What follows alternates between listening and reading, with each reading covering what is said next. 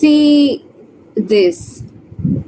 So instead of vibhaktis, guys, we're seeing the cases here. Okay. So the cases, you do not have to look at this things like all this.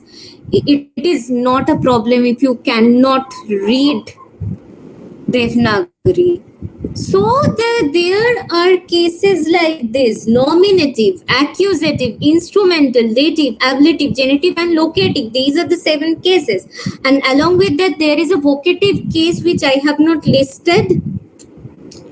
These are the 7, or these are the 8 cases, and this vachan, which is also referring to the number, the property number of noun.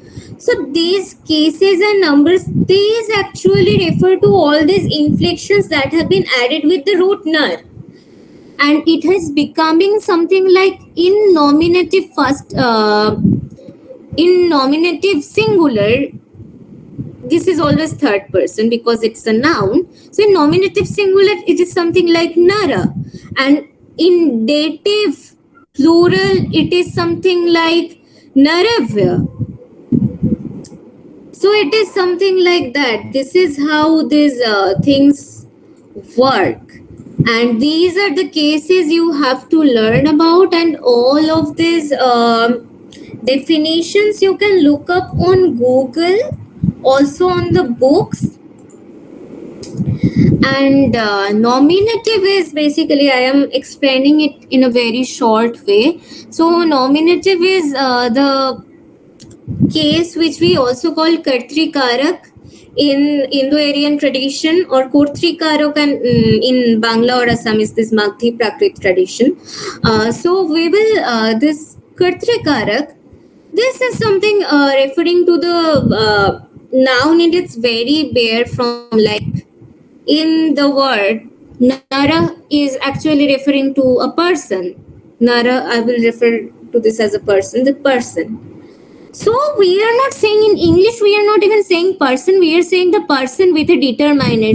So in English nominative case, we are adding a determiner to make it something like a nominative case marker. The case marker is not adding here, but this word, the determiner, this is becoming something like a case marker here. It is not a case marker, but it is denoting to the case which is nominative case.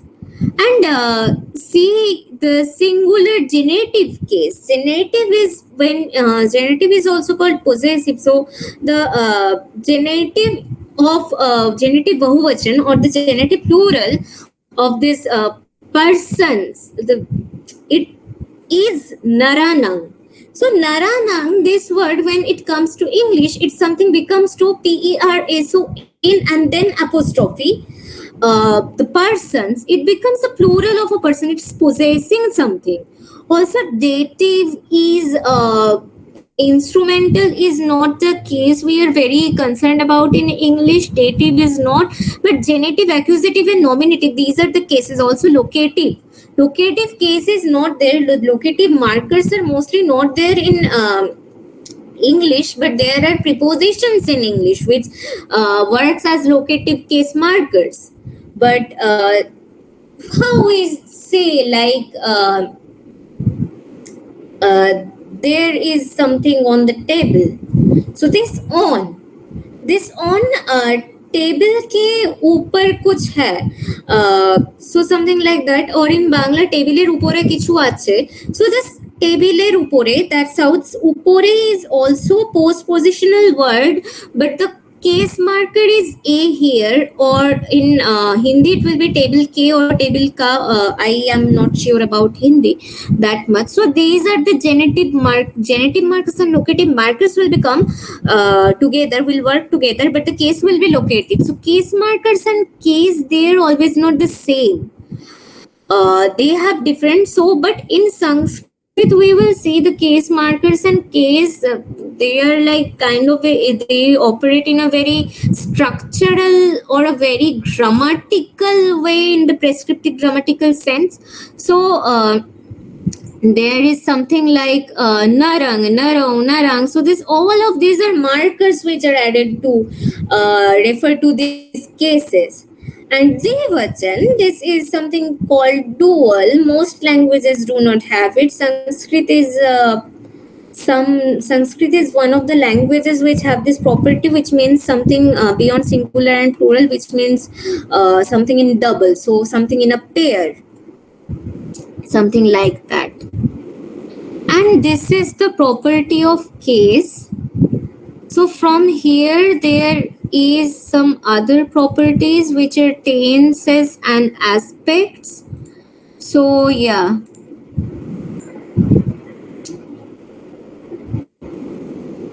So tenses and aspect. There are perfective and non-perfective aspects.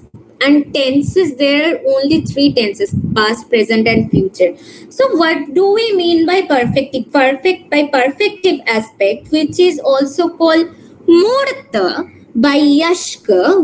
Yashka was a grammatician in Indian grammatical tradition.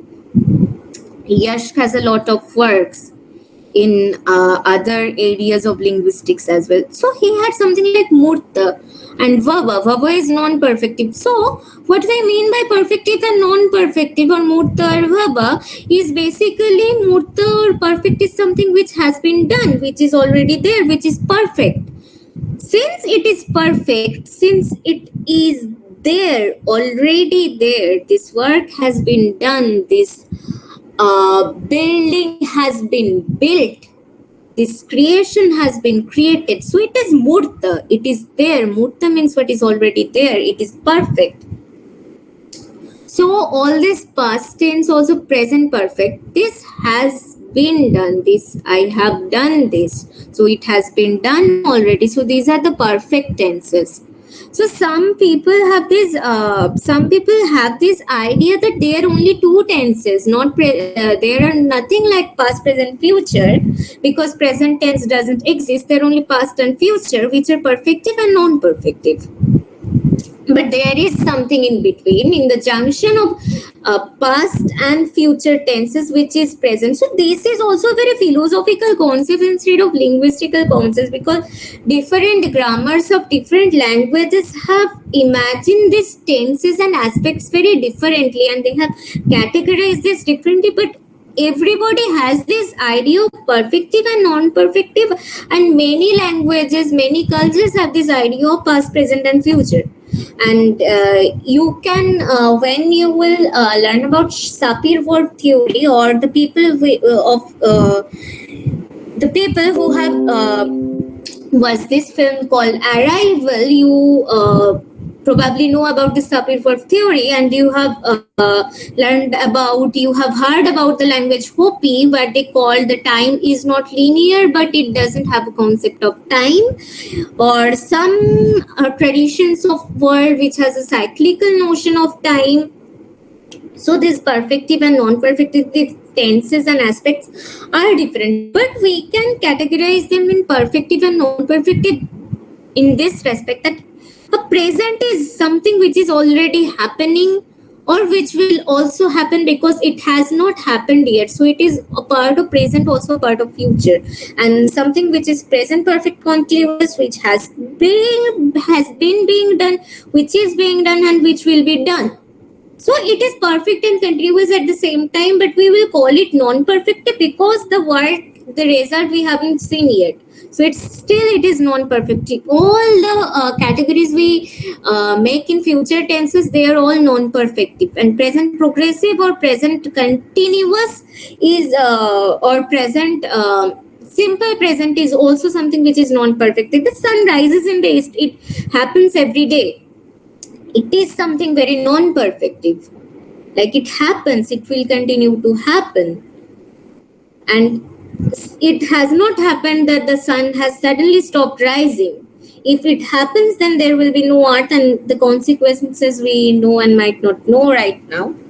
So yeah, from the tense and aspect, mood is a very different thing, and there will not be many questions from mood as far as I can infer. So moods, we know this in modal verbs, we know this can, would, could, may, shall, should. We have learned these as modal verbs, and we will keep these things only in mind right now.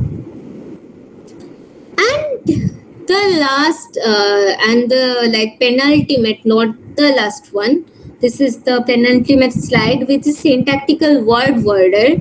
And we know that words are ordered differently, like subject and predicate, but some languages have object first, or some languages might have verbs first.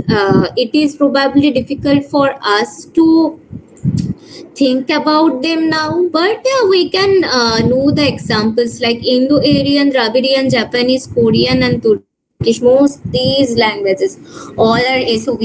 The most languages in the world are SOV, and some languages have very free or ordered, like many synthetic languages, Sanskrit, Latin, even Bangla, Assamese in our and I think all the Magdi Prakrit languages except for Khortha, they have this free word order where the objects might sometime come first and all that, but they are primarily SOV languages where subject, object, and verb, they follow this word order. Like I ate. In English, it is a SVO language. I ate food. So subject is I, verb is eat, and food is the object here. So in an SOV language like Hindi, it will be something like मैं खाना खाया. So मैंने खाना खाया. So here this so here again, although this word order comes, this is something like an ergative case. I will discuss about it later. So here we see this thing called मैंने खाना खाया. Here मैंने, which is subject, it comes first, and then comes the object, which is खाना, which is food, and खाया, which is the verb, ate. This comes at last. So it is an SOV language. This is how this SOV works. That's how VSO works, like Arabic, Hebrew, Celtic, and how even these languages are VSO. And there are also VOS languages, OVS languages, and OSV languages.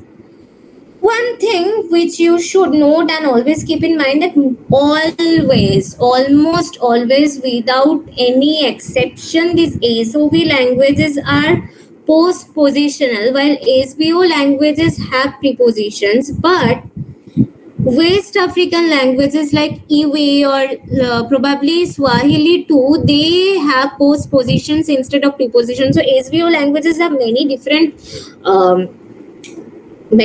variations, like in terms of post-positional morphemes here, but positional words here, but when it comes to SOV language, they almost without any exception mostly have postpositions.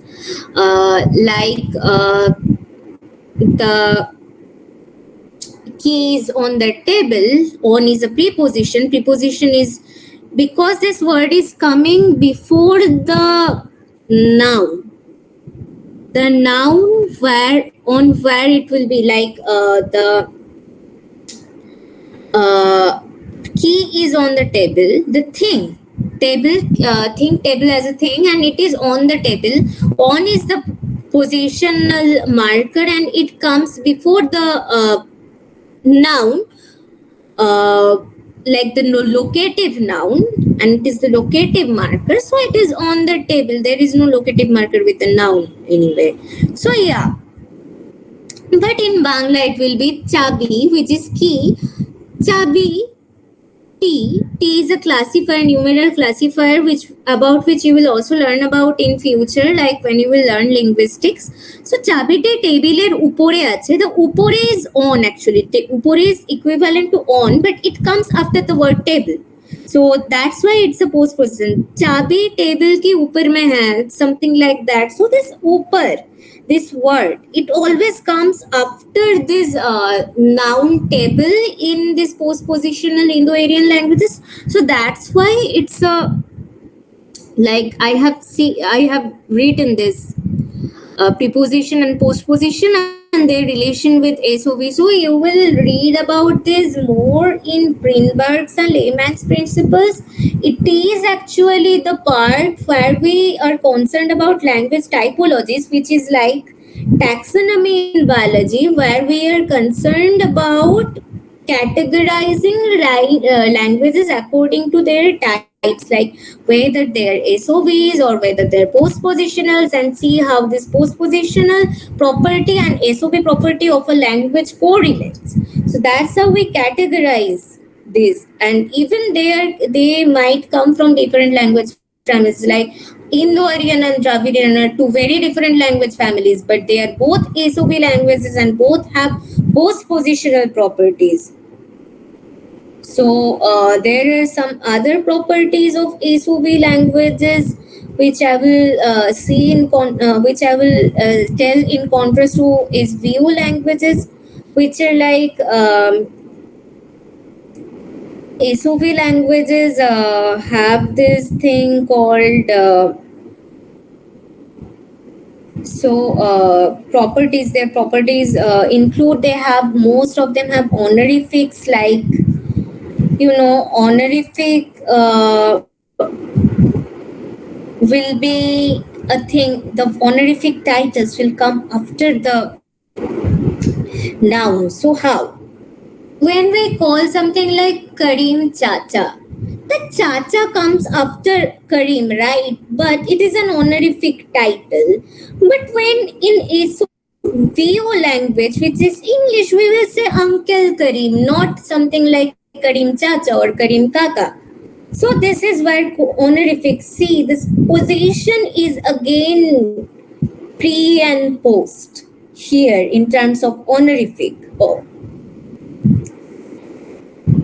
So this is like that. There are some other properties which we do not have to be concerned about, and from here we come to the very last slide, which is language families of the world, which, like language families, they share properties, but it is not the subject of today's discussion. But the next class's discussion, which will be on sociolinguistics, because there we will learn about isoglossals and the dialects and language families again. But for introduction, we see this map, which I have downloaded from Wikipedia without any remorse. So there is this thing, like you see in India, we are seeing here they are marking 3 languages. No, they have marked 4 language families. Okay, so there are 4 language families majorly, which is Indo-Aryan, Dravidian. Indo-Aryan is spoken most, and there is another information, which is most of the Indo-Aryan and Dravidian languages, their scripts, although they differ very much in their appearances, they have come from Brahmi. And there are also Sino-Tibetan languages in India, like some of the examples is Sino-Tibetan languages. So Nagamese is kind of a Sino-Tibetan languages, but I think better examples should be Mishing. Also Tibetan language is also spoken here. Manipuri is the Manipuri, which is Meitei Lang. This is also although they used to have Bangla script for a long time, but it is a Sino-Tibetan language. Also there is Maulang, which is also spoken in Manipur. So these are major language which is spoken in India is basically probably Meitei Lang, the Sino-Tibetan language. Also Sikkimese is not a Sino-Tibetan language. Sikkimese is something which is very akin to Nepalese, and it's an Indo-Aryan language. So although there is Dravidian languages in the whole, we see the whole South India mostly have Dravidian and sometimes Austroasiatic languages, but this language in Sri Lanka, which is Sinhali, it is an Indo-Aryan language. Again, there is a, we can see, oh sorry, how to expand this? I don't know. Okay, zoom it in. It cannot be zoomed. Anyway, so here look at the marker. There is a deep green marker. You can see the arrow, right? I have pointed to this marker. There is a deep green marker in the Pakistan. So this language spoken here is Brahuid, which is a Dravidian language. And it kind of indicates to the fact that according to some linguistics, historian linguists, this supports the fact that there was Dravidian language speaking person in the Indus civilization. Also, you see there is a Turkic language group, which is also a very big language group, which is like which spreads from Asia Minor to China in the east, and in the north there is Russia, and it comes to something like Afghanistan, Tajikistan, Kyrgyzstan, this side. Also, Mongolic languages are very different. Some say they are kind of an amalgamation of Slavic, Turkic, and Sino-Tibetan, all of this. So there are debates regarding this language families and everything, but no thing that Austroasiatic language families share some properties with Polynesian languages, which is the place also inhabited by Austroasian families. Also, Indo-Aryan family is the most broad language family in the world, and it has most variation. And from east it like spreads from Icelandic, and from the west it spans from Icelandic, and to the east there is Bangla, Assamese, and Rohingya, these languages. And from Slavic to here you can see the Sinhali. That's how it is spreading. And also there are many other languages, Celtic and all. Although they now belong to Indo-Aryan family, but it used to be very different. Also, Basque is a language isolate, but we will discuss about this later on the next class. So for today I am ending my class here. Anybody has any question?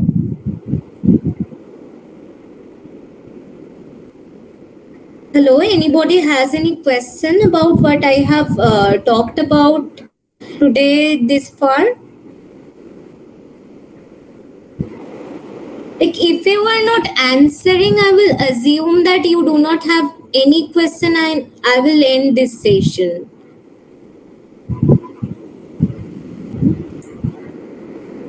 If you have any question, you can also write in the chat box if you are not comfortable with speaking.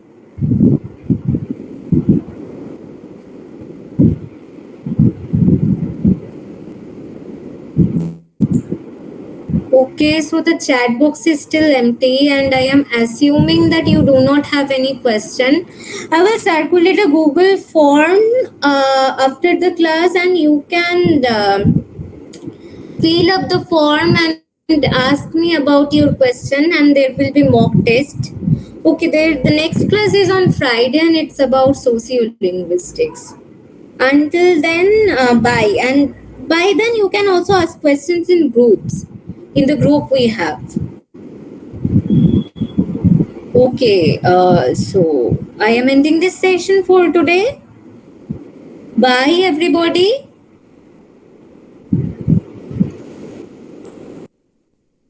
Thank you, Dipta. Divyanshu, you have any question? No, I was just saying thank you for the class. Okay. Okay, bye. Okay, bye.